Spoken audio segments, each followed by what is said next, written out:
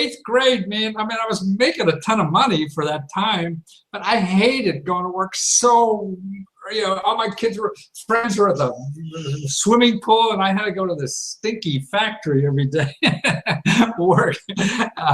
And I hated it. And that's when I thought, God, if people have to work all day, I mean, most of our adult life is spent working, and if work is really work, boy, that's like being in jail all day, So I think that the key to life is how do you, live and feed yourself by not having to do something you hate all day.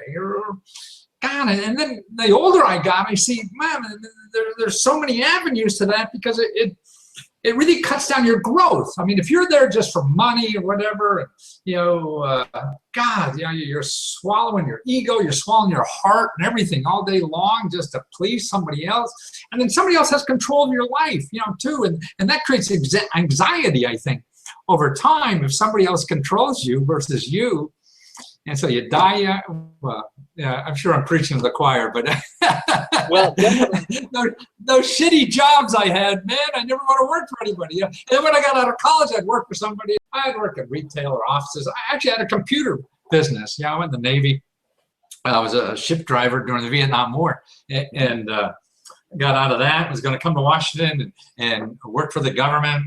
Go to try to get a bachelor's degree, and boy, I didn't want to do that after I found out what working in the government was like. And, boy, I just had to be my own. I worked for somebody for 6 weeks and found myself calling the guy an idiot, and I said, I'd rather, it'd be nicer if I had people I hired and they called me an idiot behind their back.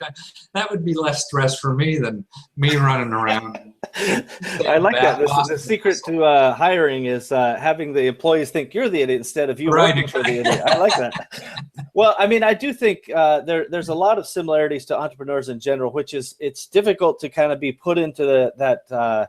I have always considered working for somebody else like working in a coal mine, right? It's only 4 foot high. You have to kind of duck down.